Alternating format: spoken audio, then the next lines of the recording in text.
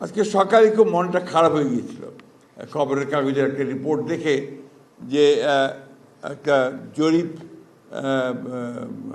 একটা সংস্থা তারা জরিপে লিখেছে যে বাংলাদেশের তরুণরা মাত্র শতকরা 1.87% যারা রাজনীতিতে আগ্রহী। তো এটা আমার জন্য একজন রাজনীতিবিদ হিসেবে খুব একটা ভালো সংবাদ না।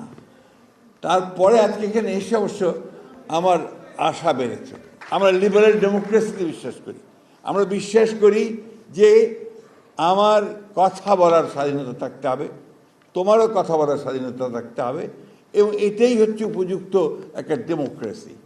বাংলাদেশের দুর্ভাগ্য যে বাংলাদেশি গণতন্ত্রটা চর্চা হয়নি, এবং এটা বোধহয় সম্ভবত লিগেসি অফ পাকিস্তান পলিটিক্স থেকে এটা এখানে হয়নি।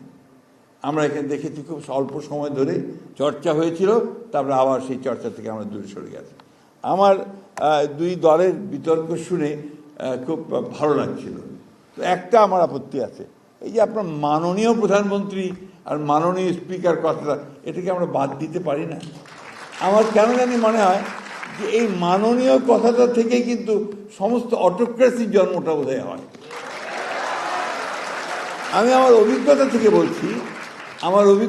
বলছি, আমি কিছু দিনের জন্য অর্থমন্ত্রী ছিলাম, মানে প্রতিমন্ত্রী ছিলাম আমাদের দেশের বেগম খালেদা জিয়ার সরকারের সময়। কৃষিতে ছিলাম, এরপরে সিভিল এভিয়েশনে ছিলাম। তো আমি যখন ঢাকার বাইরে যেতাম তখন আপনার প্রথমে সার্কিট হাউসে গেলেই ওখানে একটা পুলিশের কন্টিনজেন্ট একদম চৌকসভাবে দাঁড়িয়ে বিরাট একটা গার্ড অফ অনার দিত, আর সঙ্গে সঙ্গে আমার মনে হচ্ছে যে আমি একটা কেউ কেটা একটা বিরাট কিছু, যে আমাকে আপনার সেলুট দেওয়া হচ্ছে। এই যে ধারণাটা, এই ধারণাটা কিন্তু আমাকে একটা ভিন্ন জগতে নিয়ে যায়। সময় তো ভালো যাচ্ছে না এখন, অনেকেই অনেক কথা বলছেন, অনেকেই মন খারাপ করছেন, ভালো রাখছেন। আমি সবসময় খুব আশাবাদী মানুষ, বয়স আমার অনেক, কিন্তু আমি আশাবাদী মানুষ। আমি মনে করি যে এর পরে ভালো সময় আসবে, আরও ভালো সময় আসবে, এবং আমাদের এই ছেলেরা যারা আজকে এত চমৎকার অনুষ্ঠান করছে, এত চমৎকার চিন্তা করছে, এত চমৎকার ভাবছে দেশ নিয়ে নিজেকে তৈরি করার জন্যে, সেখানে নিঃসন্দেহে আমার ভবিষ্যৎ অত্যন্ত ভালো। আমি ভবিষ্যৎকে ব্রাইট দেখি, আমি উজ্জ্বল দেখি।